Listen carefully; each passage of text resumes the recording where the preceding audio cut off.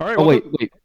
Oh, sorry. you just interrupted my introduction. Now we. This is Kind of. definitely Oh, no, I no. know. We're gonna just kind of blow forward. I have here the very rude, very interruptive Aidan MacMillan of the Asatru Folk Assembly.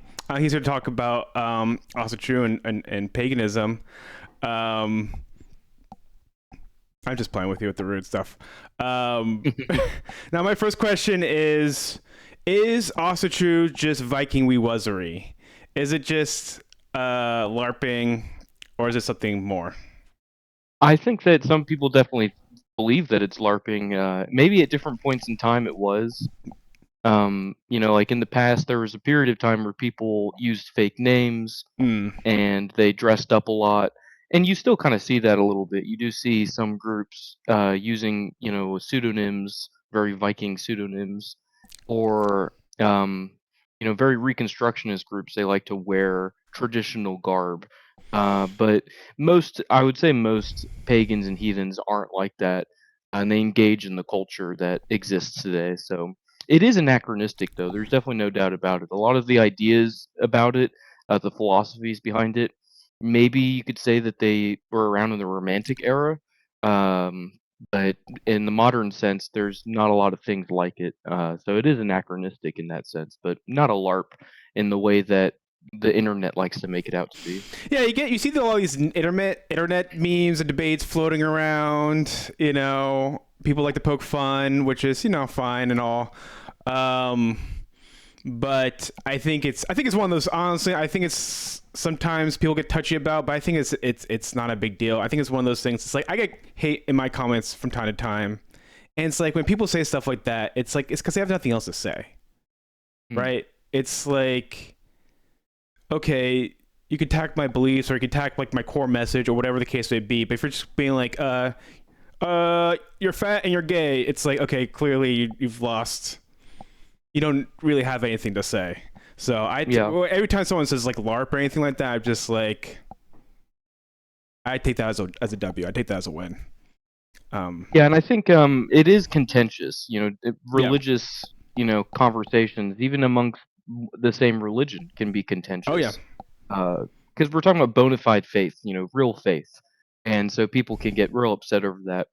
Um, but yeah, I often notice that there is kind of like a lashing out, that happens sometimes when people hear, Mm. "Oh, you're pagan," they there are some people who they really do get bothered by that without really knowing much about you as an individual, or what your organization believes, or what the religion entails.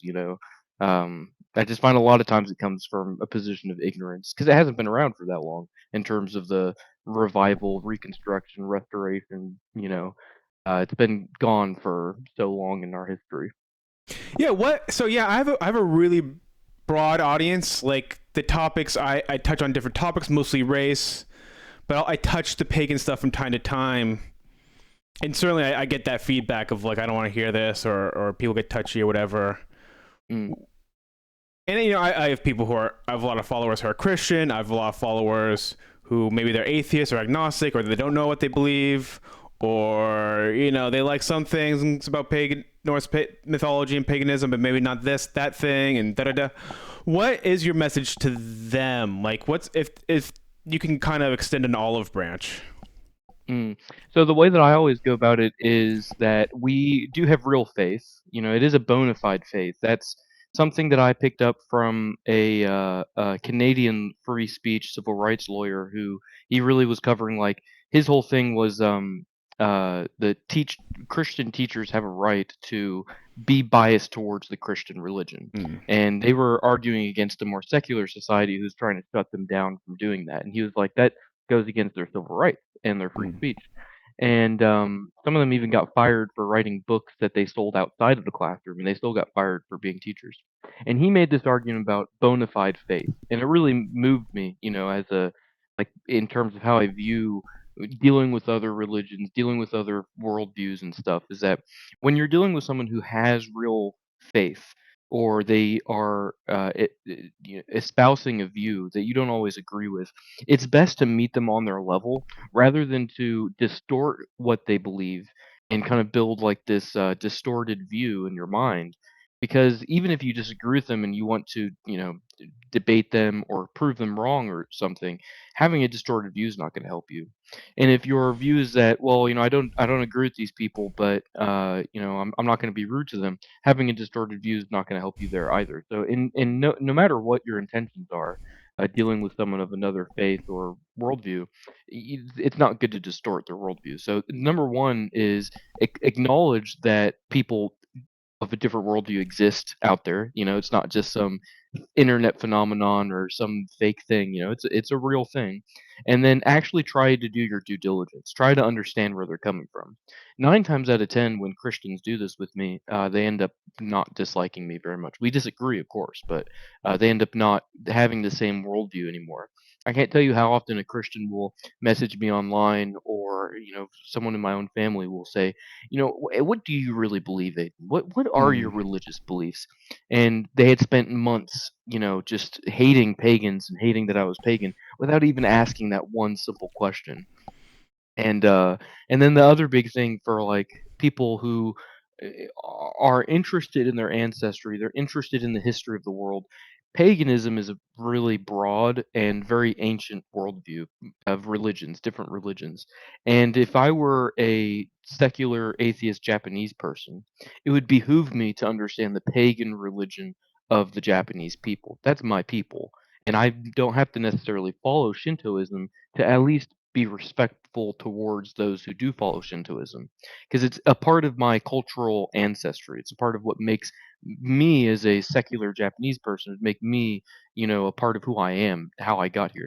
And that's how it is for us Europeans. European Christian or a secular atheist, they can't get around the fact that so much of our history is built up from the pagan past. There are things that you'll take for granted if you don't understand paganism, like the concept of honor, like the concept of fate, like the concept of luck, like the concept of mercy and pity. Where does those terms even come from? That's You don't find those are Greek and Latin words. Mm. They had much older contexts that Christians saw those contexts and they said, "Oh, that fits this idea that we're getting from the New Testament." And so we're going to translate this, word from Aramaic or from Hebrew into this Greek or Latin word. Okay, well, why did they translate that word into that? Those are all important things to know. And so it's like, really, the whole gist of it is you should want to know more, whether Mm. you're opposed to it or whether you are kind of ambivalent to it. There's reasons for why you should want to know more. Yeah, when we're talking, I mean, we're using the word. I use the word paganism. That's just the word I'm most comfortable with. Mhm. Obviously, Asatru Folk Assembly likes the word Asatru because it's an endonym. It's you stay true to the Aesir, to the gods. Is essentially what it's saying. But the historical word is it's either paganism, heathenry. For a long time, actually, when the Christians took power in the Eastern Empire, Hellene was just the word used for the people who believed in Greek stuff. It was you, Mhm. people, you just called them Greek, and Mhm. that's what we did. You called Gauls Gauls, and they had their own gods, and you called Celts Celts, and so on and so forth. It's like it was just presumed that a given people had their own little ways of doing things and their own little gods or big gods or whatever. I'm not trying to be belittling, but you know what I mean. Like, Yeah. everyone had Yeah. their own thing going on, and you actually didn't even separate the people from their faith or for their beliefs and their traditions. It was all tied to all one. And so like we didn't even really have a word for it till like kind of late in the game historically. Yeah. Um, I don't know where I'm going with that tangent, but it's Well, yeah. Yeah, no, you're exactly right. I'll add to it is the term ethnoi or ethnos Hmm. that was used interchangeably with pagan and Gentile, and Hmm. so for the early Christian writers who, that's kind of how they conceived of these religions, is they were like, oh well, this man. I always like to point to this. Caesar asked some Gaul a question, and the Gaul said, well, I'm of this tribe, and these are the gods that I oath to, and that was enough to denote his religion, is just to say, well, I'm from these people, and these people follow these gods. And that was enough. There wasn't any reason to go into any deeper detail for that, and that was just a common. that's just the historical constant no matter where you are in the world. It's true Yeah. pretty much across the world. And even when you do name it, like that's why I like Asatru, is because when you identify something, you give it more depth. You're able to identify more aspects about it so that you can better differentiate, which is it's just the important skill to have when it comes to analysis. To go back to your previous point about belief and faith and trying to understand people's point of view, their faith, their beliefs, sometimes that's hard in this modern age. People get caught up in things.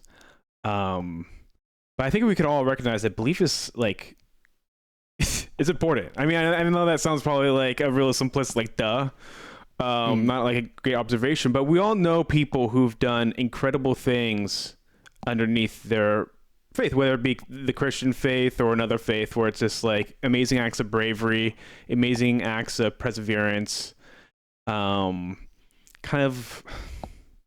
And I think a lot of people are nervous, in this modern secularizing age, where it's like people like what do people believe in? Do they believe in what the TV tells them or what social media tells them?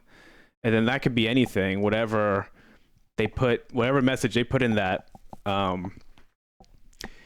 And so I can, yeah, instinctively, as a olive branch to the Christians, is like, yeah, I recognize, like, you need to have something. You need to have a core. You need to have a core belief, and you need to have principles that you're like, you can't be so easily swayed or bought or whatever the case may be. Um, and obviously for us, it's ancestor worship. It's venerating, honoring the Aesir, um, the Norse pantheon. Now, to the Asatru Folk Assembly, it's Germanic paganism. It's Norse paganism.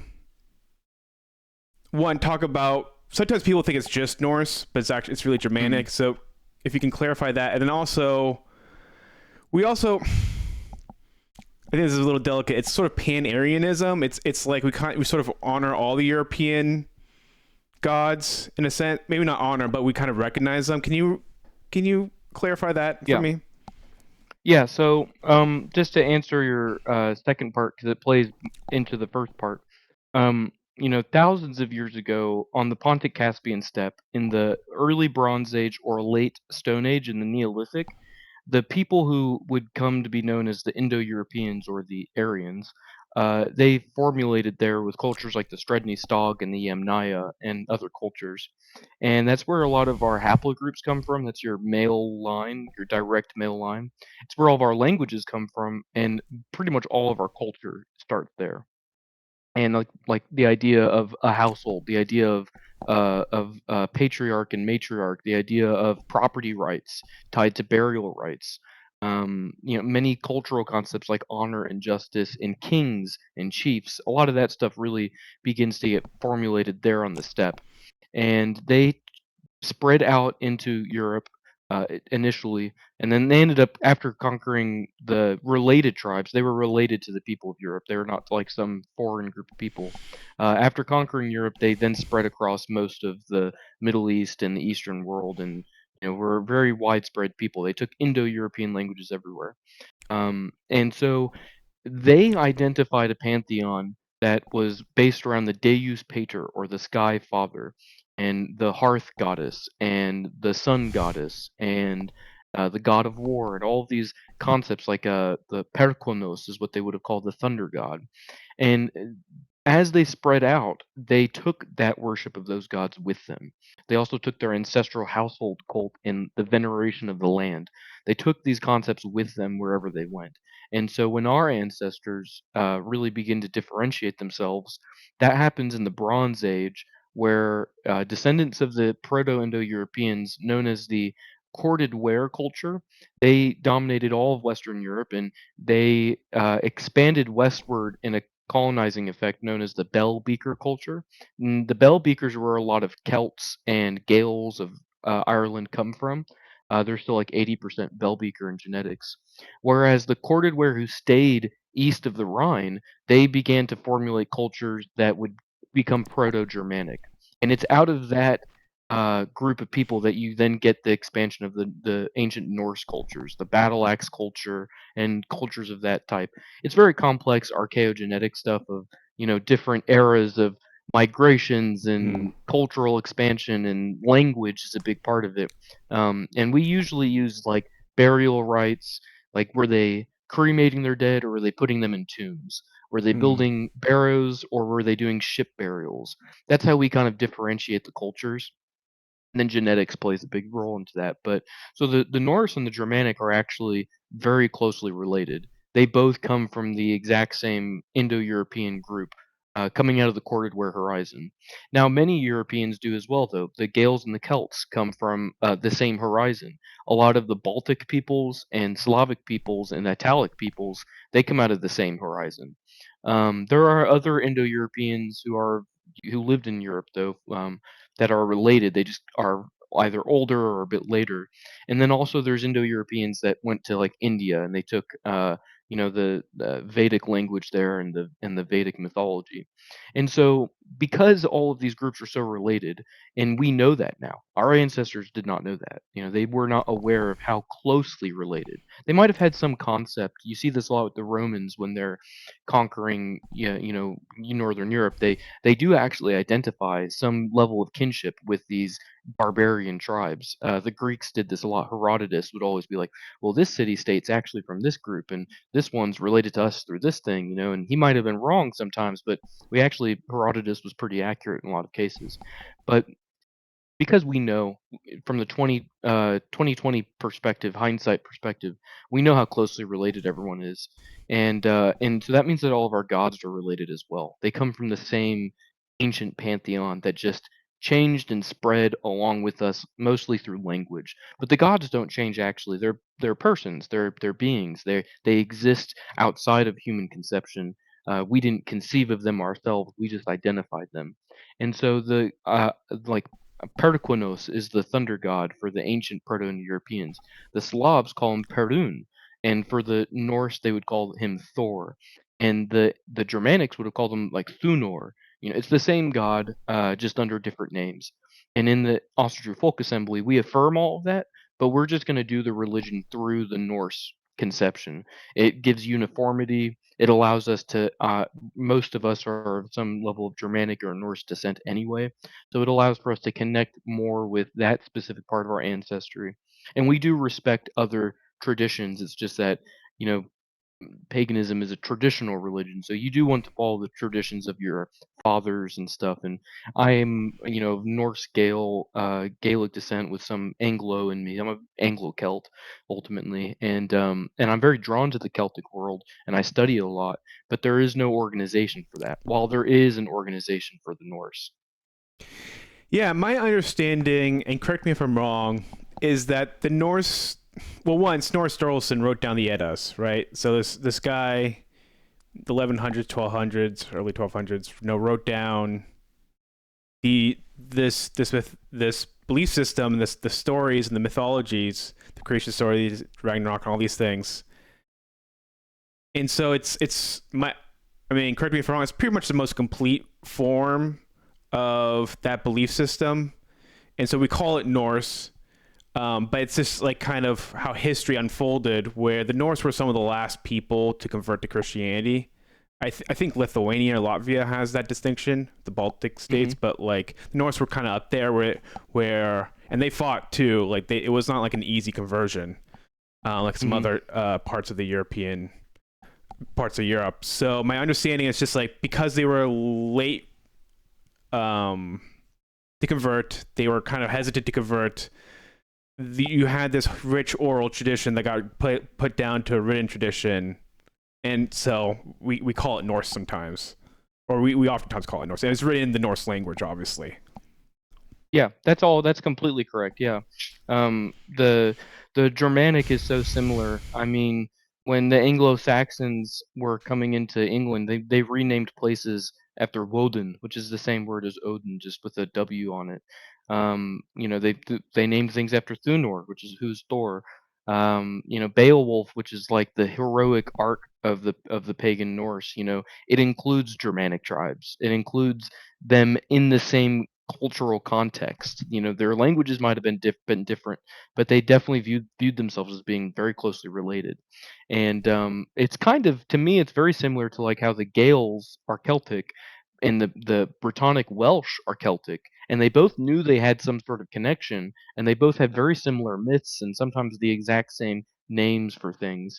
But their languages had changed and some of their attitudes had changed, and that's really all that you're looking at. It's a very similar. The Norse and Germanic are very similar, and yeah, the mythological corpus that we have is definitely one of the most complete. I think that the Greeks and Romans are pretty close, but I think the main problem with them, I think that the main problem with them is just that there's not as much of an interest, especially in like Italy, as the church is so formulated there, and Greece to an extent. But you do see it a lot in Spain, where they have a pretty good revival going.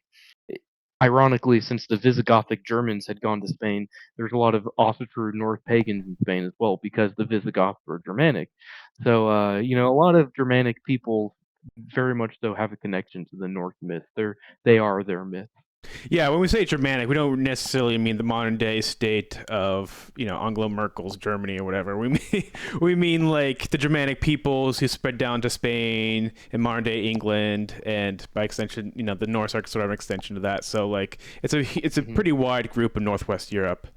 Um, I have seen some revival movements in Italy and Greece, and they're quite la- large. I mean, some people sent me links. I was quite surprised. Nice. They have built some like temples here and there. I was Yeah, I've seen that in Greece. They just recently had a military officer, when he got oathed in. It was oathed in underneath a Hellenic rite, hmm. which was the first time that that's happened in you know over 1,500 years. Yeah, that's really cool. Yeah, and I love like I'm still like I'm trying to learn a little bit more about the Roman and the Hellenic traditions as well. Um, I mean, a lot of those things end up getting folded into Christian traditions in general, so it's not like it's a lot of these things like we say this is a revival movement that has existed for selected date. You could say the late 19th century. You could say post World War II. Whatever. Like whoever you want to look Hmm. to start with the Volkish movement or the whatever. But so much of Christ. Oh, Oh, sorry. okay, you're back. Okay. Yeah, I mean, so much of like Christianity. The Christian church was a repository of tradition that meant European traditions. I mean, they a lot of times they won the culture war of the day by just like slapping a Christian label on a pagan tradition and called it a day because they couldn't win Yeah. essentially any other way. Um, so yeah, I'm curious about your personal story. So like I believe you grew up Christian. Hmm. And I wanted to understand that background and how you were, how you became Asatru. Yeah, so I was raised Presbyterian, and I actually really liked my childhood. The Presbyterian church when I was a kid was the perfect mixture of like a stodgy, priest. Our pastor still wore a gown type, like a robe. They would light candles. We had all these cool old hymns, but it wasn't like Baptist or Methodist, where it was like very kind of more modern, you might say. It was still holding on to some old tradition that you really only get with like Catholics and Orthodox. But when I was growing up, the Presbyterian Church was politicized, and it really changed over time. And I was a devout Christian in my childhood. I was raised to be a devout Christian, and I did genuinely believe. I prayed and I read my Bible, and I eventually I got sent to a private Christian high school, and it was at this private Christian high school that I learned of all the different Christian theologies, and I was taught different European philosophies as well. And I had also coincidentally read Beowulf and the Irish sagas for the first time, and I was really enthralled with Stoicism from the Greeks, Romanticism, the European philosophical and art movement. I was really enthralled with James McPherson's Ossianic cycle, which is a kind of like uh, a fantastical version of the Irish sagas. And I was, I really was just drawn to studying theology and philosophy and history, and then I began getting into conspiracies as well late into high school. Yeah, and so all of these things combined made me just I had too many questions. Yeah. I was like, well, what about this? Well, what about that? And my teachers couldn't give me an answer, and my pastors couldn't give me an answer, and definitely none of my friends could. So when I became an adult, I really walked away from the church and became kind of like an agnostic deist. I never stopped believing in God or the concept of God or the concept of the spirit. I had too many spiritual experiences as a kid that true theophany, true hierophany, like I did have a divine experience. And I couldn't deny the spirit. I was never a rational materialist. That's not who I am. I'm more of a mystical type person in general. So in that period, I was really lost because Christianity had given me at least a foundation. It had given me a framework on how to view these experiences, and I could say, "Oh, that was God, that was Jesus, that was Satan, whatever." But when I became agnostic, I was so lost. I didn't have an answer for any of these things. And eventually, I just kind of went down that path for a long time, kind of like a hippie, just lost in the sauce, as the kids say. And eventually, I had a kind of nationalistic, identitarian awakening, and that was more political. And through that, I was like, okay, so my people are in this dire situation. How do I connect more with that, with my spiritual beliefs that I have? And I tried to go back to Christianity. I looked into different Christian heresies, and I tried to reconnect with the Christians in the movement, and I was interested. So I went and I checked out churches that I had never been to, like the Anglicans and the Orthodox, and I never went to any of those. I was raised Presbyterian, and been to a lot of non-denominational churches. I'll tell you, they're no good. And I did like the Anglicans, and I did like the Orthodox, but it was just so outdated, and the priests had no answers about any of the things I had to ask about, especially about the more nationalistic things that I was going through at that time. And it was in this period of kind of trying to be a Christian again, but not really believing it, that I met some pagans, and they basically were like, asking me questions, telling me, "Hey, check out this YouTuber, check out this book." And I remember reading the Bible one day, and I thought to myself, where are my ancestors in all of this? Noah is doing this great deed. Moses is doing this great deed. King David's doing this great deed. Where are my ancestors? What are we doing right now? Because I'm of Gaelic and Norse and Germanic descent. I'm like, what were we doing in the Bronze Age? And that question is what changed my life. Is like really asking, like, what were we doing in the Bronze Age? Were we really just these uncivilized, backwards barbarians?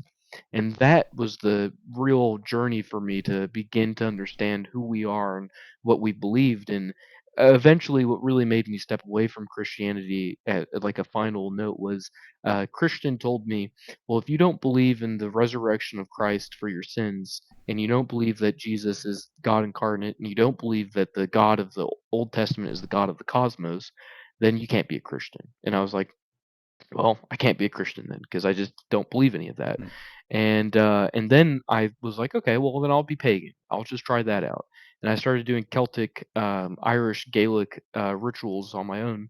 And these were like household rituals, like bless a tree, make it, doing like Clutie well stuff, like leaving wishes on trees, maybe give an offering of, some milk, to the Fey folk, and when I started doing that, my life really changed.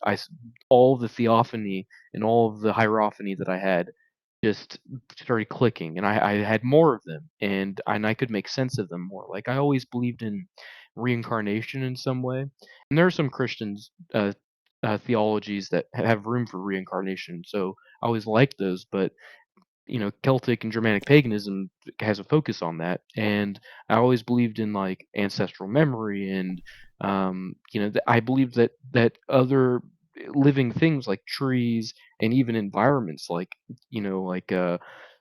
a beautiful river or a mountain kind of has like a spirit to it.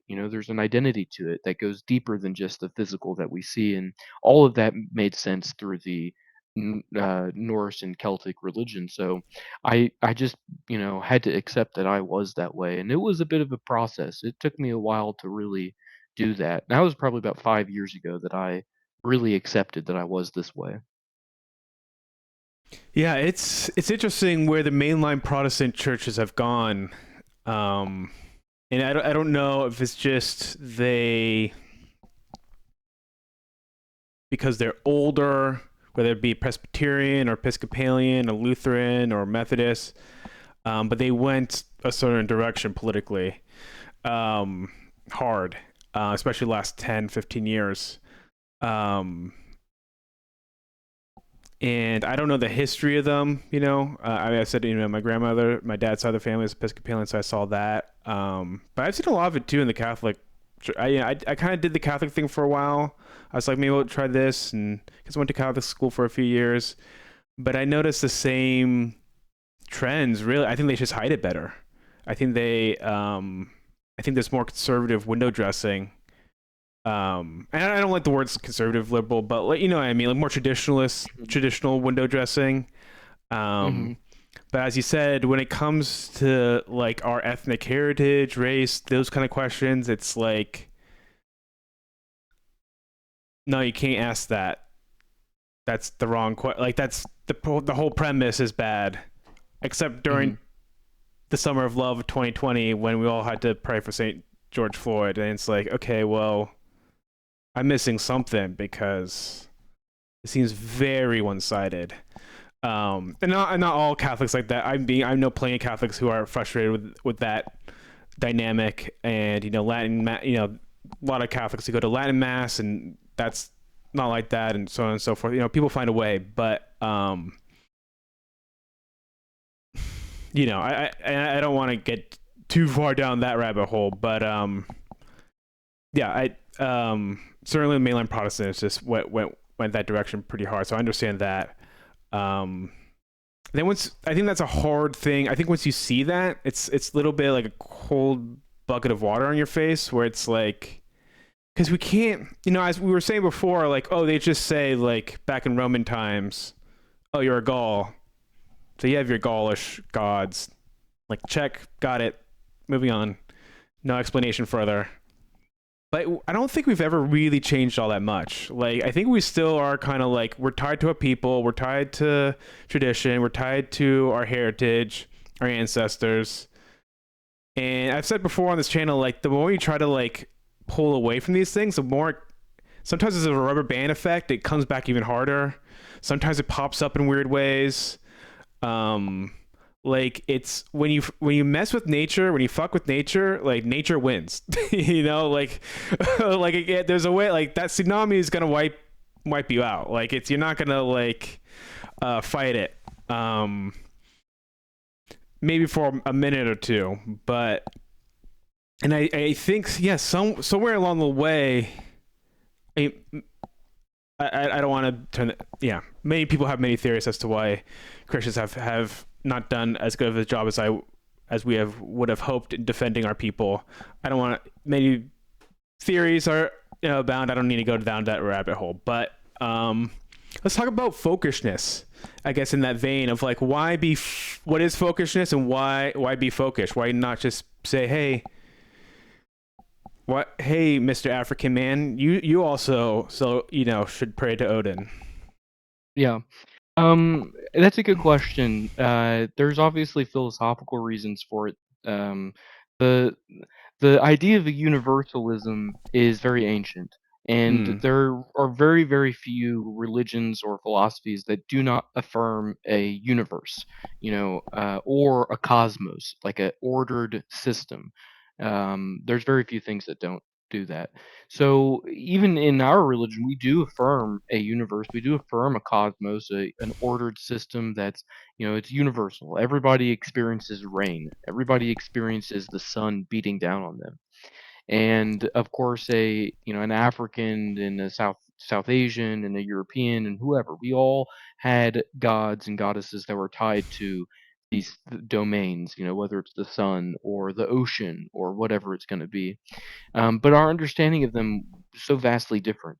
And ultimately, that's because just as plant life is differentiated, just as cellular life is differentiated, just as human life is differentiated, so too is divine life, or spiritual life is really the way to phrase that. Differentiation within the system is a philosophical observation that you do get a lot with various types of philosophies, whether it's going to be existentialism, or whether it's going to be vitalism, or biodeterminism, or whatever it's going to be. There's a lot of different philosophical systems and approaches to life that affirms differentiation amongst organic beings or living beings, and there's no reason to think that the same isn't to be applied to the spiritual, especially when you are dealing with myth, and myth is it's a conversation between the immaterial and the material, between the spiritual and the material. And every single culture, every people have different myths on how to interface with that spiritual realm. And that's based off of our differentiation, our biological differentiation. And you would not have the biological without the spiritual. The pneuma, or the breath, comes before the logos, or the word. And that's a different philosophical system than like the more universalist type thinking, where they put the logos at the center. For people like us, more naturalist, more folkish people, we put the pneuma at the center. It's the spirit, it's the breath that's at the center, and that is what differentiates amongst things in a biological sense. And we have to align to that for health, for wholesomeness. We have to align for that so that we can be the most virtuous people that we can be. Um, and also, these gods are real. I wouldn't go and worship the African thunder god and say he's Thor. That would be rude to Thor. That would be rude to that African thunder god. And it's just the same across the world. And I think that people really should view it in that sort of wholesome, healthy, natural way, which is what folkism is really trying to get to. Yeah, I think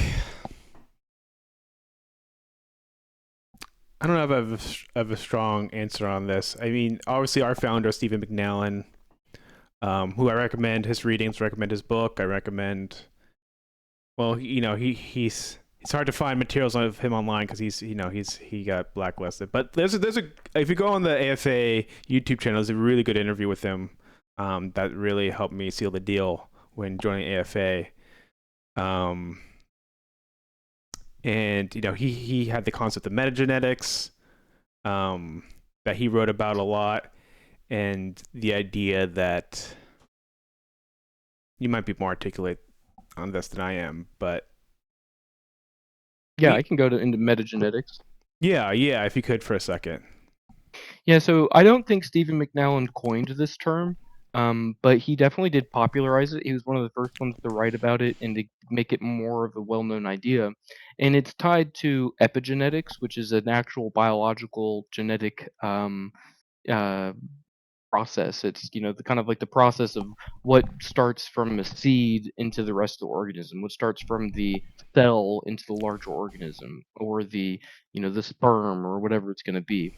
And especially then the process of psychogenetics or behavioral genetics, which is like, why did genetics then act on ourselves? What's actually causing that change from a mutation from where you can't digest milk to now you can? Or why is there a negative deleterious genetic defect, and why are some of them more positive, associated with intelligence, or whatever it's going to be? And metagenetics is tied to all of that. It's basically taking that real genetic biological function and then applying that to philosophy. And so then you get things like ancestral memory. You get things like, our instincts are just the habits of our ancestors. Your habit will become the instincts of your descendants. That's what metagenetics is really getting at. Yeah, I mean, what genetics really are is just like a story of survival. Really, I mean, it's like the survivors and those who are healthy. Those are the ones that had kids. So it's like you've got, and your instincts are like a playbook that you operate under, even when you're not aware of it, and those come from your ancestors. Hello. Yeah. And I did a video on.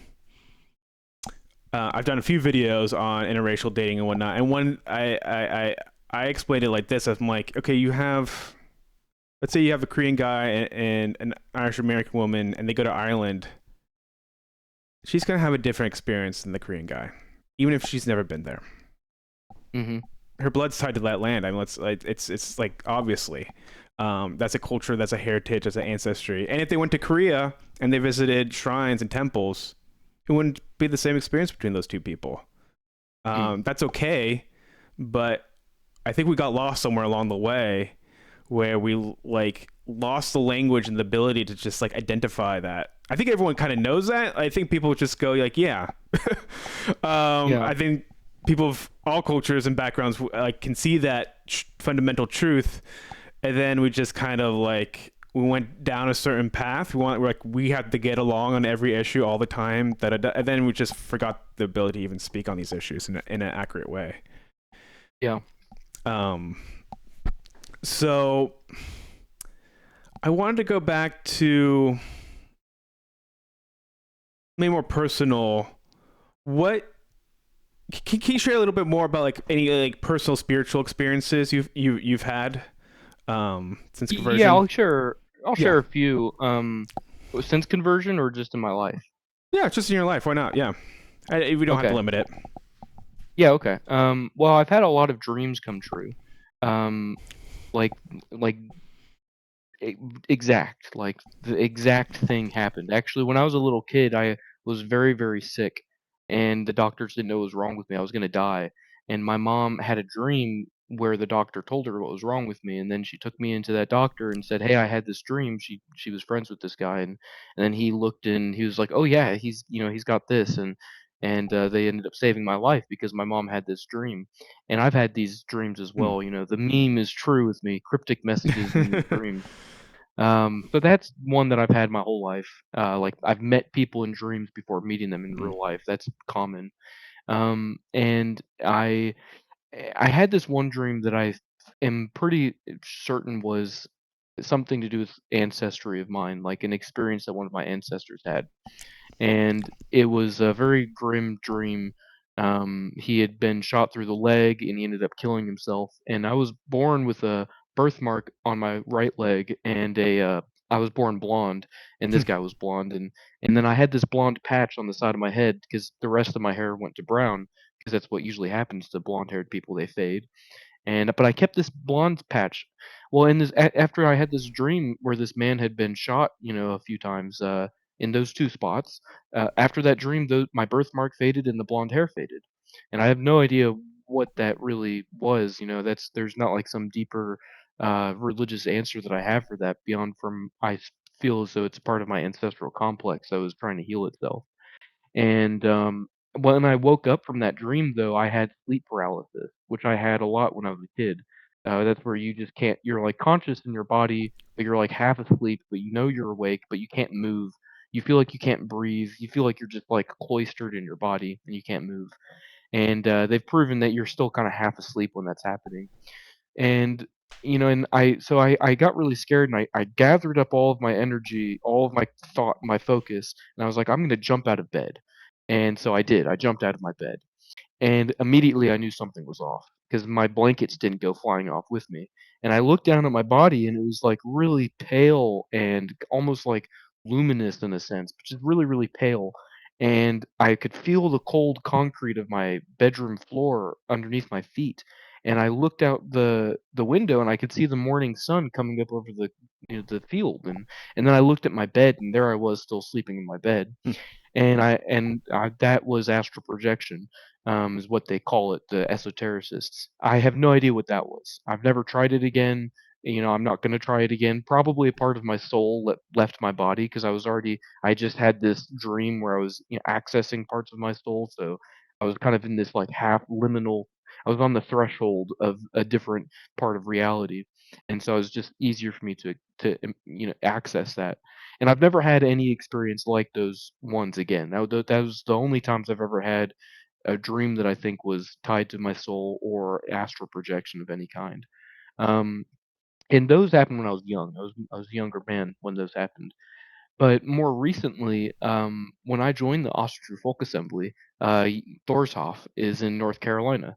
Well, guess what's 20 miles away from Thorshoff? Is my first American ancestor's burial. He's buried 20 miles away, Hmm. James MacMillan. a very old Scottish area, Cumberland County, where Thorthop Mm. is at. And I remember when I was gonna go down with my kindred to Thorsoft, I was only a member for like 2 months. I had just joined, back in December or January, and I remember they said, "Oh, it's in Cumberland County," and I thought to myself, "That sounds really familiar. Why does that sound so familiar?" So I thought to myself like, "Well, I think my ancestors landed in Carolina." So I went and I looked, and I found that James was buried in Cumberland County, and so then I've now every year I go visit his grave. And that was the weave of weird. That's the weird of fate weaving itself into our lives. And and I that was a very you know poignant experience that I had. Yeah, that's fascinating. Because yeah, Cumberland County is not the most densely populated area. No. It's very like that's a very slim chance. That is very cool. Yeah, I hope to make it down to Thorshoff sometime. I've been really wanting to go. Um, It's a beautiful Hoff. yeah, yeah, it is. One question I want to ask was how if someone's curious about this stuff, about Asatru, about paganism, whatever the case, however you want to call it, where's a good place for them to start? Because I was having conversations just to like real world the other day. Someone was like, I'm interested in this stuff, but I go look at the Eddas and like sometimes it's hard to read, sometimes it's kind of dense. Mm. Um, what's a good way for people to learn? Well, a part of the problem is that all of the really helpful stuff is going to be dense. It's like reading the Bible. The Yeah. Bible's really dense. A lot of it's archaic and anachronistic. It just doesn't, it's just so old. A great place to start, though, for someone who just wants the basics is the Asatru Trulog Mall, which you can find on the AFA's website. We wrote this specifically for people who just want to know, like, well, what's the basics? Like, I don't need to read a big scholarly text. I don't need to read the myths. Just kind of give me the rundown. And that is the best thing that I've ever found that just kind Mm. of gives you the rundown. Um, but there's a lot of better resources that really go into like, okay, but what is this? Where is this attested? What does that mean? But a lot of that's more scholarly. Yeah, yeah. I think sometimes it can be tough because like I find that a lot of people who are interested in this stuff, they dive really deep into the scholarly stuff, and I think a lot of people want spirituality, they want tradition, they want to know a little bit about the history for sure, but they don't need to know like people shouldn't be expected to know how to translate ancient Norse, Mm. to participate. Um, Yeah, or buy some book that's like there's very few editions because it's so old and rare. It's like it's it's not helpful for everybody. yeah, yeah. I mean, it's you want. I feel like it's a balance of like, yeah, some of this knowledge and wisdom is esoteric. Like, it's not for everyone. It's not for like it. There's hidden meanings. There's like, not everyone's like gonna get there, but also there's a day to day. There's like obviously they at the AFA that they celebrate May Day and Yule and Winter Nights and kind of fun festivals and holidays throughout the year, which is great. It's great for kids, great for families, that sort of thing. Um, I've been to Yeah, several. You've been to them, yeah, yeah, that's kind of like the difference between exoteric, which is the more public and yeah, open, and the esoteric, which is the more hidden and private. yep, yeah, um, And we are more exoteric. We're very public. We're very yeah, open. All of our rituals. I mean, the only thing that I really don't know anything about is like what exactly are the women doing when they go off and bless the mead, or because they do their own part of the ritual that I don't know. That's their own thing to do. But everything else is something that you can easily learn by speaking to one of our Gothar, yeah. or experience it for yourself. It's very easy to get involved. I never know what women be doing, but um, yeah. I mean, everyone's a little bit different. I feel like we can all access the spiritual natures in our own way, whether it's just through through making offerings, whether it's at celebrations, at holidays, going to a hof. Um, it's very physical, like just doing the thing, like doing the ritual. It's a living religion. It's a real living faith. For some people, it is going to be like, oh, I really want to know the history. I really want to know the lore. I want to know the esoteric meanings, whatnot. That's great too, but that's not for everyone. Um, and everyone's going to be, yeah, everyone's just going to be a little bit different. Um, I want to bring it back to like, okay, let's say if there's a Christian listener listening right now and they're curious. I have found that like sometimes Christians will ask a question and they'll be like, well, some things it's like, yes, this is like you have this in Christianity, and then there's like a one-to-one map to the pagan tradition, and then sometimes there isn't though, Yeah. where it's just like, well, do you have a Bible? Well, we have the Eddas. That's sort of like the Bible, but it's not. There's differences, and do you have like the Ten Commandments? It's like we have to have them all, and it's it's a good source of morality. We're adults, so like we're not gonna like task you like that. Do you find there's any conversations like that where it's like a hard like a stopping point for a lot of Christians? Like I want this, but I don't find it. Yeah, I do. I think that they struggled really to understand what we were talking about earlier about like the connection between the different European gods. They really struggle with that. Hmm. I've always noticed that they don't really understand polytheism, and they really don't understand like who Europeans are and what do our religions I think mean. You know, I think like they know who Europeans are, but maybe I well, don't know. yeah, yeah. No, but I mean like like in terms of the religions, like the Hmm. religions really started before we were German, before we were Celt, before we Oh were yeah. Latin. And they are very ancient religions that just kind of changed along with us, but the gods are real. A polytheist would say, "Oh, the gods are real," but for a Christian, they sometimes they get lost in that story. I also have noticed that, like, the one that you said really about the texts is such a big one. They're like, "Well, what's your source of authority?" Hmm. And we have a totally different philosophy for that. And I always point this out, our dogmas are different. And there's nothing wrong with dogma. So a lot of Christians, when I say, well, that you're being dogmatic, they're like, well, what's wrong with that? Why are you saying that? It's like, I'm not saying it's a bad thing. It's actually a good thing. Dogma is you falling Hmm. back on your authority, and what your authority is telling you is the correct way to do this. But we just have different dogmas. So like when a Christian is saying, oh well, this is true because this says that, and this is where this father said this, and it's like, okay, well, I can understand and appreciate that, but we have our own dogma. Either it's through, well, this myth says this, or these people did that, and because of this modern philosophical development, whether it's folkism or Stephen McNallen with Asatru or whatever it's going to be, that's what we're going to be going with. That's our dogma. And another big aspect is like a lot of our dogma is based in like nature and stuff. And that's just very different. It really is a philosophical difference between us. Rather, there's theological implications of that, but we just have a different approach to these things, and that can be a real big gulf. It doesn't need to be if people are willing to learn, but a lot of people don't want to learn, about either one. I've met atheists who become pagans and they don't know anything about Christianity, and I'm like, well, come on, man. If you're going to hate it so much, you should at Hmm. least learn more about it. Do your due diligence. Yeah, I know that. I mean, you were telling me earlier that you might do another debate on the Frojax channel.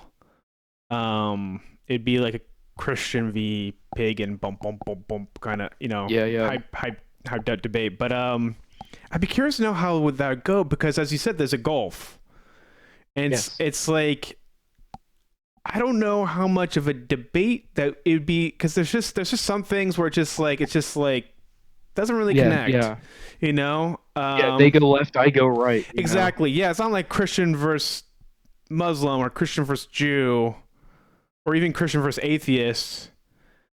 I mean, I think you're right. I think the polytheistic thing is going to be a major like wrench, like a point of contention, probably the biggest one. Mm. Um, but I'd be curious to know how they would handle that. And there are pagans who have tried to marry polytheism and monotheism. That was a big Yes. thing in the Neoplatonic schools. Yes. The sort of like sophisticated, pagans of the empire were, whether that came from the Greek school of thought, whether it's because Christianity was on the ascent and they're trying to, who knows what their intent, or if they're just philosophers doing what they're seeking truth. Um, Mm. yeah, they were trying to. I'm not very well read on it. I just know that was a school of thought that seemed popular for a little while. Um, Hmm. Neoplatonic philosophy is really dense and Yes.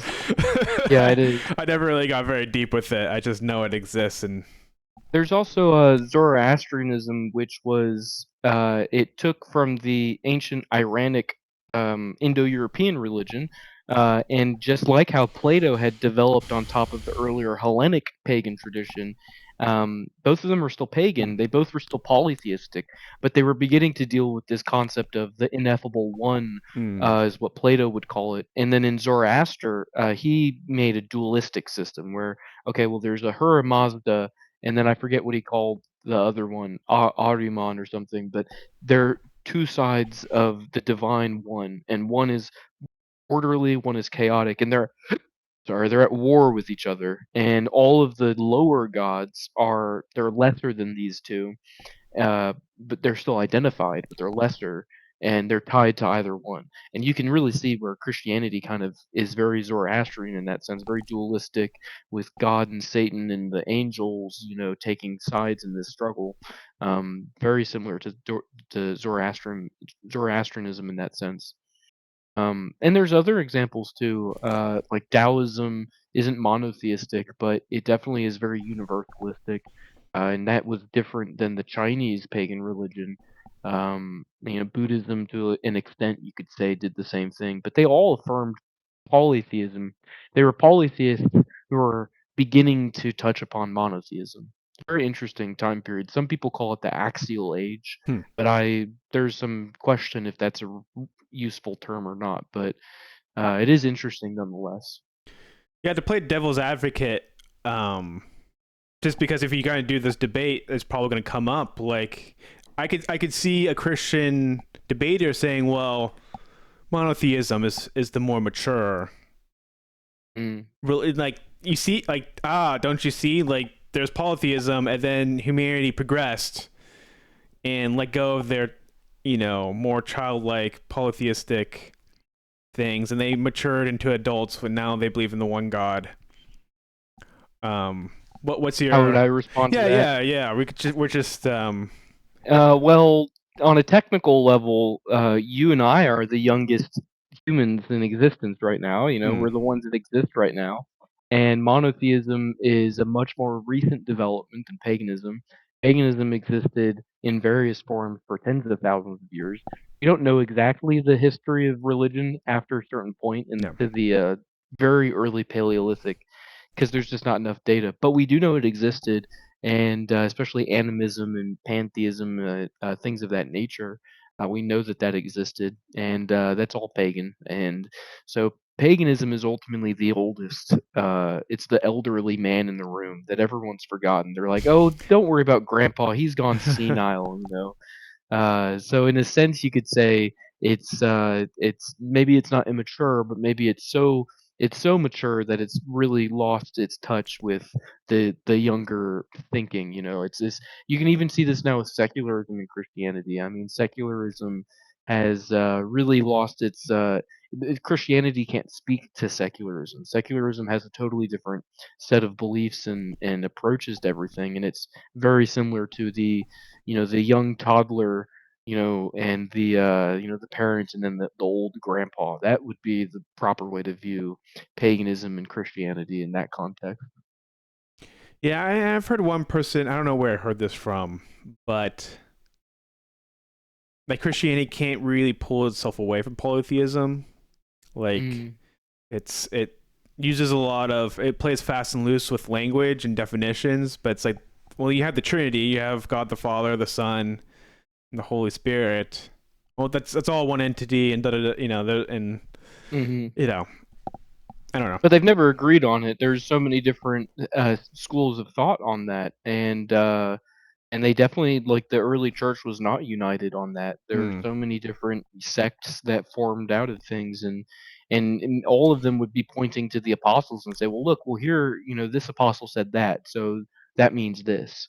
That means either Jesus was unbegotten or he's begotten, or there's so many different things that Christians have said, and I think it was either Richard Wagner or it was Guido von List commenting on Richard Wagner, who they said, or he said about the Christians, like, you can't use another language. When you are talking to a German, you have to use Germanic concepts to get this religion across. And I always point this out to Christians is like, you're not telling me the religion in the way it was written and understood by the men who came up with the religion. You're not talking to me with concepts like Sheol for the underworld. You're saying the word hell, Hmm. which is Germanic. You're not using the word El or Elohim for divine and God. You're using terms like divine and God. Every time a Christian says divinity, they're actually using a word that descends from the Proto-Indo-European Deus Pater, or Sky Father. That's a pagan god. That's the All Father. Every time that they say, "Oh, that's divine," they're saying, in a roundabout way, they're saying it comes from the All Father. But of course, that's not how they use the language, which is what people will often point out, is that the language of how you describe something is really going to shape the religion, and that happened to Christianity. You see it all the time in other parts of the world, like Africa. When they teach Africans Christianity, they Africans will mix in their own native concepts because that's the language that they understand it in. That's how they can reference this word. When you say a term like maintenance to the Swahili, they don't have that word. They have to come up with some new concept, or mix words together, or appropriate another word and take it out of its context and put it into this one. And you see this all over the place. This is why there's like Buddhist Christians, and why there's all sorts of Hmm. weird sects of Christianity in other parts of the world. And that's why European Christianity is so unique as compared to like Coptic Christianity, or even the traditional forms of Christianity that come out of the Levant. They're just not the same because the language is different. Hmm. It's very interesting. I certainly know that Christianity, as it emerged, was it's kind of really like it pulled so much from the Greek. Obviously, the New Testament was written in Greek, and is really kind of like Hellenized Jews who were kind of crafting these stories or crafting this really well, you know, trying to be um, Recording it. recording it is probably a better um, more diplomatic way of putting it. We're recording these stories, and like they're pulling ideas from that part of that world at that time and that culture. That makes sense to me. What, without being, being diplomatic, why did paganism lose? Mm. If it's I such a think it's good, a if it's the right religion, why did it lose? I think that's a good question. I've thought about that a lot, and there's a lot of contentious views on it, both with Christians and pagans. I think that it's a combination of things. Number one, Christianity was offering something that nothing else at that time did. And it had identified certain needs and wants that the people of those time periods, especially where it worked well, and how they did it did it in such a way that it really assisted. So, like, one thing people love to talk about is like, oh, the Druids of Ireland and Britain, they converted so quickly.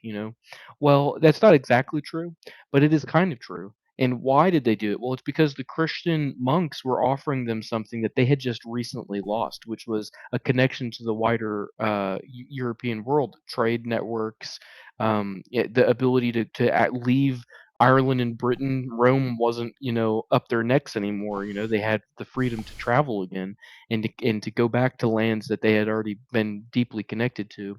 And especially the trade networks was a really big thing for them. They really liked the idea of being able to finally get their goods off the island and rebuild their wealth that they had lost after the Romans had kind of cordoned them off. because the Druids of Ireland and Britain and Gaul, they were all really interconnected. They were a very similar priest class, and they traveled to each other, and they upheld this really a very wealthy trade network that they were overseeing. And so Christian monks offered them something that they didn't have before. And you see this Julian the Apostate, Roman emperor, the last pagan Roman emperor. He said he was disparaging the pagan priests of his time, and he was like, what are you guys doing? Why aren't you guys doing your job? These Christians, they have they're being so charitable, like they take care of the dead. It's like that's your job, and you're not doing it. You're just sitting on your laurels, acting as if you can ignore this cult, this religion, this new budding religion, and you guys aren't doing your job. You're not assisting your folk. You're not being as charitable as them. You're not taking care of the burial rites in the way that Christians are. They're going to overtake us if you don't do your job. And so there is an element of pagan priests just were so haughty, so prideful. They didn't think that it could overtake them. And then at a certain point, once Christianity had, really developed itself, there was something that no European had ever dealt with before, which was a conversion through conquest. That's not something that you really see a lot. You do see it a little bit with the Romans, form of imperialism, but even then, it's more of an overt syncretism. Okay, well, we're going to take this goddess, we're going to mix it with this goddess, and you can worship them both. It's okay, but you're a Roman now. You're a Roman citizen. You can still name yourself with some Gallic or Germanic thing, but you're Roman.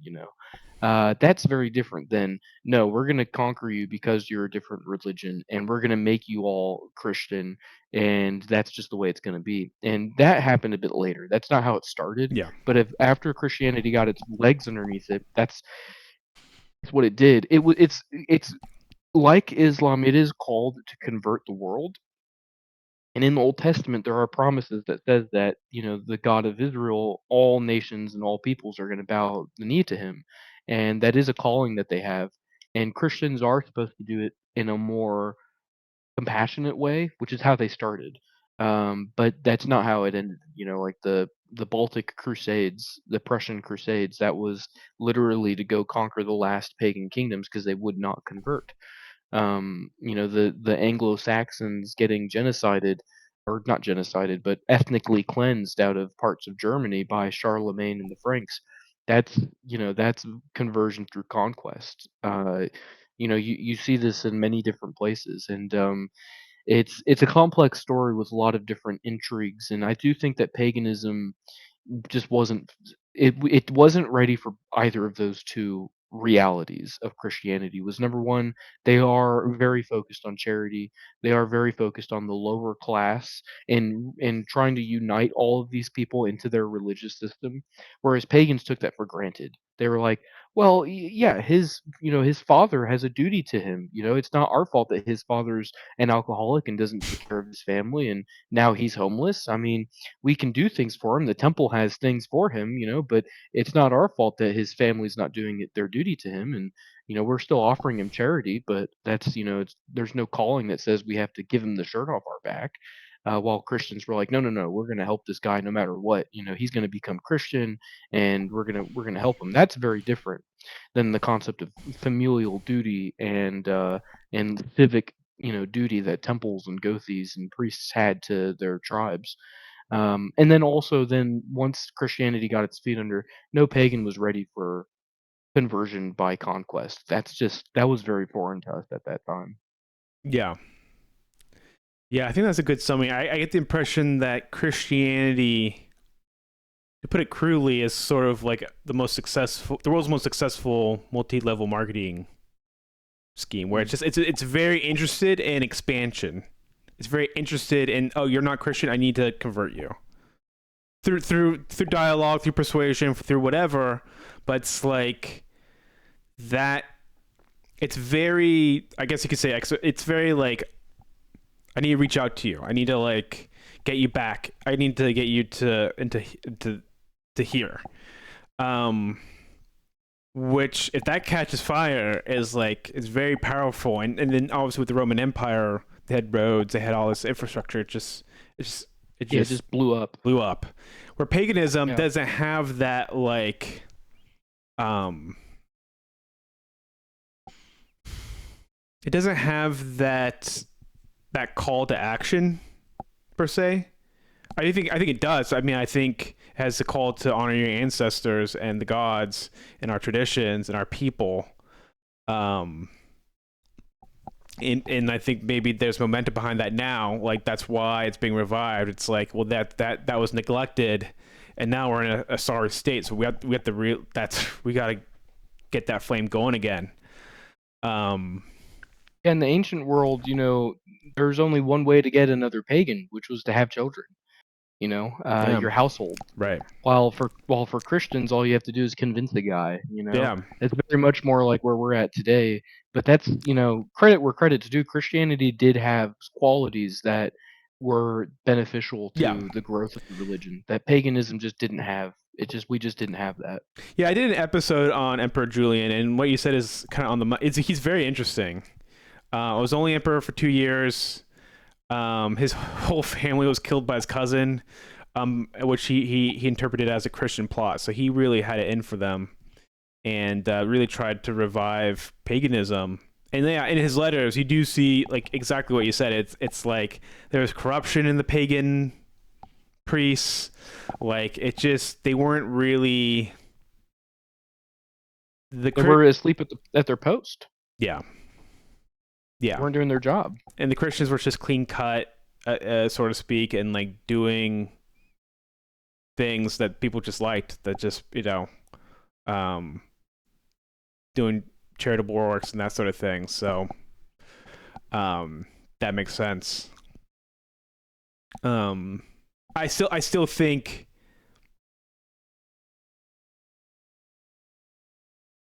this the spirit of the gods and ancestors lived through that whole period and through all of European history.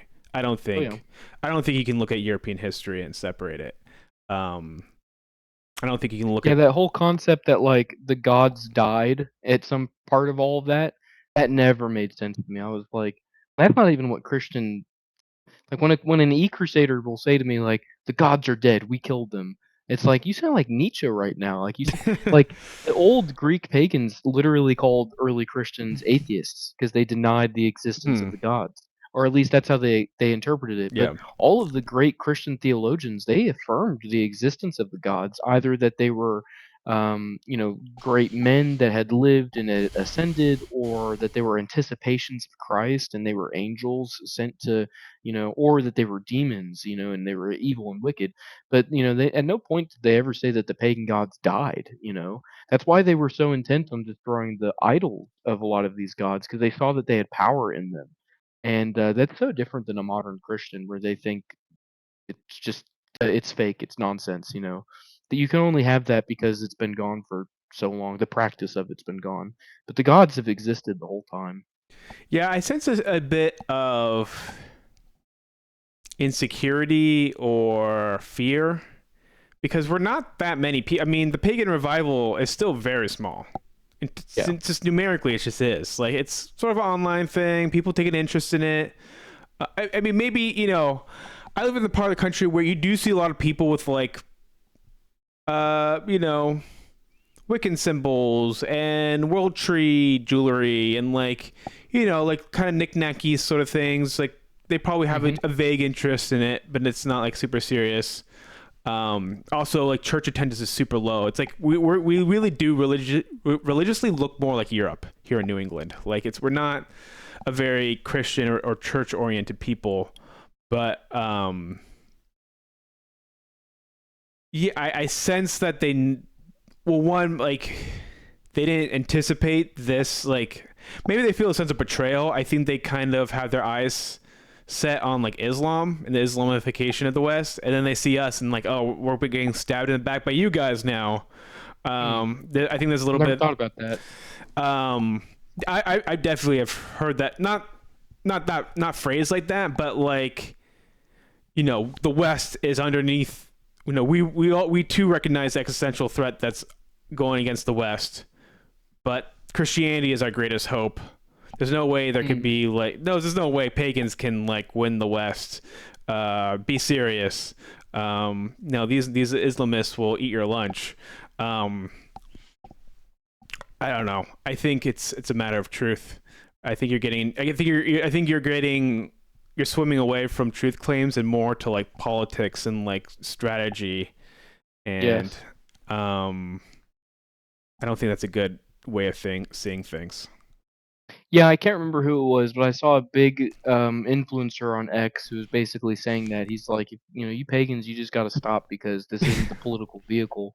And it's Hmm. like I don't know of any pagan group or that's like saying we are the political vehicle. Like if anything, we're saying we all have to work together and we're in it for the long run and we believe in nationhood and that's it's but our religion it informs us on that, but that's not the political vehicle. Like I think the closest thing might be some very, very extreme group like Blood Tribe, but even they let in Christians. So it's like even really extreme kind of silly people like Blood Tribe, they even they let in Christians. So it's like I do think that's really interesting though. I've never thought of it like maybe they do feel a sense of betrayal from us. Especially in such a dark time and again, that's why bona fide faith it can cause such antagonizing very, very reactionary positions from people because a lot of people do have faith in Jesus, and the church did serve Europe at different points and did do good for Europe at different points. And I love my Christian ancestors. Like, there's just no doubt about it. And all of my friends who are Christian, who are nationalistic, identitarian type people, I think they're great people. I disagree with them on theology and history, but I think they're great people. And I think that that's an approach that I have to take because that goes beyond my religion. That goes beyond just even politics. That's just the nature of who I am and who these people are. And like, I can't turn from my ancestors, even if they were Christian. I can't turn from my brother, even though he's Christian. I'm bound to them in a way that goes beyond our religion. Yeah, yeah. To me, it's a bond to the gods and the ancestors that ends that period in a sentence. But Mm. when it is true that they do tend to be more organized. Sometimes I do feel like with paganism, there's too many chiefs, not enough Indians. I think everyone wants to be like the leader. Sometimes Mm. and like this, I mean, there's plenty of splintering in Christianity as well. Obviously, schisms and whatnot. Um, Yeah, but that's a good. I've never heard it said that way either. There's too many chiefs, not enough Indians. I've always heard everyone wants to be the big guy with the big piece of mutton sitting in the big chair. And That's a more it's European. You yeah, Europeanize my American saying. Yeah. but I've always phrased it like we kind of believe in hierarchy as Europeans. We kind of believe in the big man theory of politics, where it's like, well, we just need the guy. Hmm. Where's the guy? And if you don't have that guy, then everyone splits off into their own sect. We're very sectarian, or as I like to say, clannish. Without the king, all the chieftains go off to their own little clans, and then they fight each other, and that is to our detriment for sure. And that's true even for the our people in general, but definitely in paganism. And credit where credit's due. And Christians are working with a much more formalized structure. Um, so they are more organized, but they're also way more like the barrier for entry is so much lower. And Hmm. of course, a white Christian nationalist is going to be very you know, very exclusionary, but most Christian nationalists aren't. And so they have a much wider pool of people to get support from, whether it's going to be a Catholic from Mexico or a South Korean Protestant or whatever it's going to be. And so it's very different situations in a lot of ways. Yeah. It's interesting. I always wondered if it's just like there's something about paganism that leads people to be more strong-willed, or it's more, or maybe I'm just kind of over analyzing that. I don't know. I think a Um, level of disagreeableness is definitely required because yeah, it is fringe, and so yeah, you have to be somewhat disagreeable with both secular material and then what's our most recent tradition, Christianity. So you have to be disagreeable with that too. yeah, Double disagreeableness, you yeah. know. Yeah, yeah, it's going to attract a certain disagreeable kind of person. So yeah, I think that's a lot of what you're seeing. Um, yeah, it'll be interesting to see. I mean, I think it's going to be. I think it has a lot of momentum. I think it's going to grow a lot. Um, at the very least, interest. You know, yeah, it's hard to say if everyone will get interested in like a very organized form, but I think you're going to see a lot more. I think it's just. I think again, none of it's really died. I don't think ancestor worship or veneration ever really died. Um, And animism is yeah, super widespread right now with like if you ask a secular person, even if they're a secular Christian, like do you believe in reincarnation? Do you believe that animals have souls? Do you believe you know that there's so many beliefs like that that I've heard, even like more non-traditional Christians, they, you know, they're all affirming these sorts of things like secular materialism, because it eventually created postmodernism where like no opinion is correct now mm, everyone's got an opinion, and that's just broken down the barriers that like once really gave us a unified ideology. And so what's the most common fallback point? Well, because it's the oldest, it's going to be animism and then paganism. You know, those things are so ancient, they're built into us in such a deep way that when people lose that structure that's giving them their appropriate dogma, whether it's liberal material society or it's Christian society, you eventually end up back at some very ecumenical pagan worldview. And I think that it will grow, but it we do have roadblocks ahead of us. But I do think it is growing regardless. I think that there's like, if I were to put a number on it, I'd probably say there's anywhere from 150,000 to 200,000 pagans in the West, and that's just based off of oh, I think it's more than that. the. Yeah. Well, yeah, I mean, I'm leaving out a I lot thought of you the. said I thought you were about to see the United States, and I think you'd be quite surprised. I mean, we get grouped in with a lot of people we may not agree with socially or Yes. politically, but I think that number is much larger than you think. Yeah, I was definitely lowballing it, Yeah, yeah, and leaving out some of those more, you know. sure. But yeah, they would be counted. They get counted on the Yeah, censuses. So. yeah. Um, that I never heard that term hero. What Hierarchy. Yeah, that's hierarchy?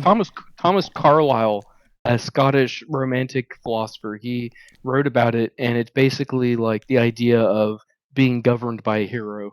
Uh, I love the idea. It's too so impractical, but I love it so Well, much. I don't think it. I mean, hero's a big word, or you know, it's has big imagery behind the word, but like, I'm a big believer in leadership. I'm a big like groups live or die by leaders. Like, I mean, we've seen it. Like, if a group has a really good folk builder, like they do great. If they have a folk builder that just isn't a right fit for them, it flounders.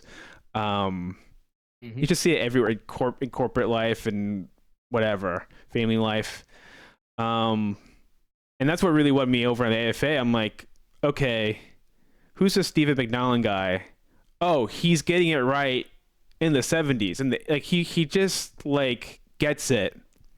And you know, you watch him speak on YouTube, whatever. And it's like he's soft spoken, but he's just telling the truth as it is, fearlessly. And then you have Matt Flavel, our Ultragothi, different personalities, but still kind of the same thing. It's just like telling the truth fearlessly, like being able to, I'd say, defend his people from vicious attack from the media and just hold his ground. And to do that, I that like bravery is like big to me. You know, it's just when you see what. As you know, I was looking at like more Catholic tradition. I'm like, I don't see any. I mean, maybe some very traditional Catholic cardinals or bishops, but it's like this very like kind of fringe, and there are very few who are speaking up. But it's like these guys are doing it. They're doing it clearly, succinctly, like not. budging, and they're not being aggressive. They're just telling the truth. Um, Hmm. that was just so impressive to me. Yeah, Stephen McNallen's is definitely a big influence on my life. Uh, I knew about him before I ever joined the Mm, AFA, and I always really liked him. And then when I joined the AFA, I was like, I looked more into him. I ended up meeting him. I actually met him when I got oathed in there at yep. Brace Off. That was the first time I had met him, and I mean, it's just he's a fascinating man, definitely worthy of emulation. And Matt Flavell is a good successor. He's done very well with the AFA. But yeah, hierarchy and just like big man, like kind of big man politics or stuff. I mean, that's why I believe in chieftains. That's why I call myself a nationalist because I can't call myself a Republican. Like in a traditional sense, I don't really believe in republics. I don't really believe in any of these third position things that people are into. I'm a monarchist at the end of the day. I believe in aristocracy and Mm, clanism. I believe in chiefs, for thousands of years, my direct male ancestors had a chief, and that chief, there were a couple of chiefs that I know about in the Macmillan clan that was not great, and there were some kings that were not great in Scotland and Ireland. So I'm not saying it's a perfect system, but it was definitely the best system that my family has ever lived under. The whole Republican liberal republic thing has not been great, and I could definitely see more third position things, working in some sense. But I believe in hierarchy, natural aristocracy. oh, lost you.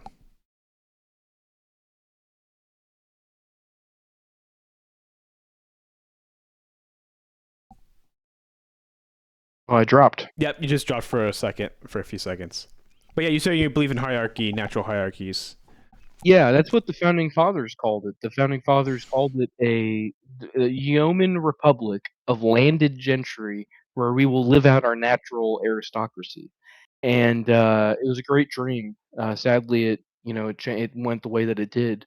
But yeah, I definitely believe like hierarchy and big man theory. There's a reason why I was so drawn to it when I was reading Thomas Carlyle. It's a very, very interesting way to view politics and to view the world. Because I mean, you're right. Like a organization, a group, a tribe, a nation, it lives or dies by its leaders, by its heroes. Who's your hero? Is he going to be a man of virtue and honor, or is he going to be this undercutting kind of villain, Mm.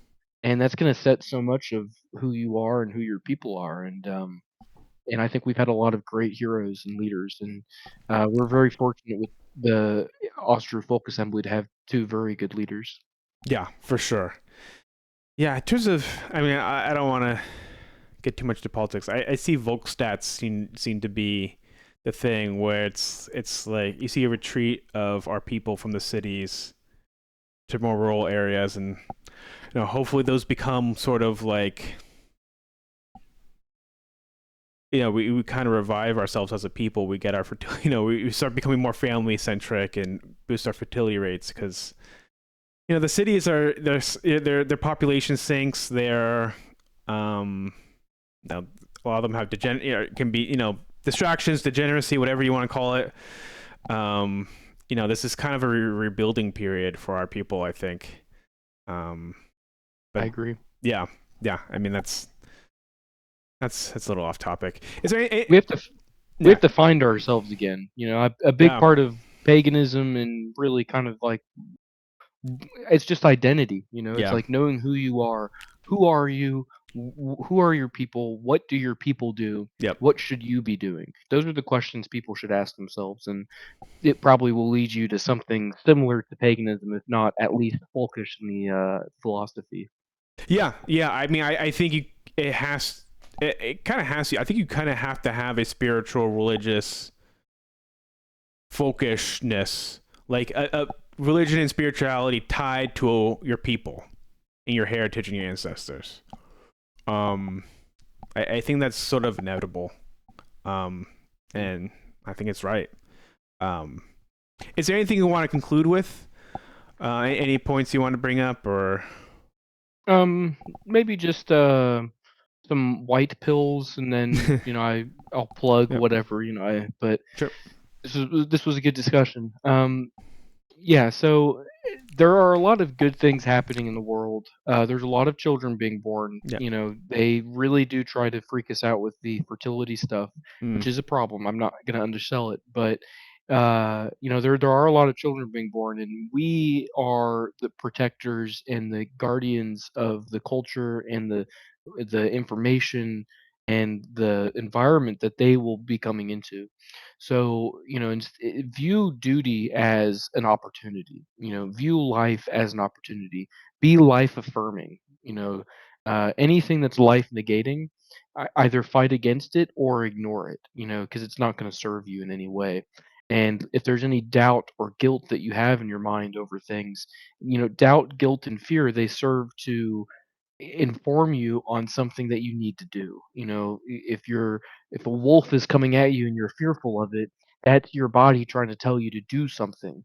And it's the same with doubt and with guilt. It's these things are they're there to inform you that you need to be doing something.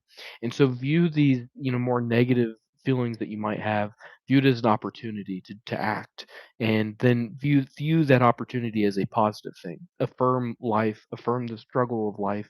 There's a lot of people who, desperately require you, the listener, to put your hand onto whatever it is that life is calling you to do. That's just a true thing for all of us. There's fate and a weave of weird that's binding us to our life path, and it can either be something very negative that we play a part into, or it can be a struggle, but with a lot of positive fruit that we are harvesting. And so, I just implore everybody to be life affirming and to reject things that are life negating. It does not serve you. Um, that's really all I would end it on. All right. Great. Well, thank you. Anything you want to plug? Yeah, so the Asatru Folk Assembly has a podcast on YouTube Yep. called Victory Never Sleeps. The website is runestone.org. You can contact me, any of our leaders on there anytime. I run a Substack called the Enchiridion. Yep. You can also go to folkism.substack, and I'll be there. I also have a YouTube channel that I don't do podcasts, but I like to put all my interviews that I've done all into one spot, and that's called Radio Agartha. All right. Yeah, I'll put those all in the description so people will be able to access that very easily. Thank you, Aidan. Really appreciate your time. Yeah, thanks for having me on. You're doing great work. Yeah, thank you.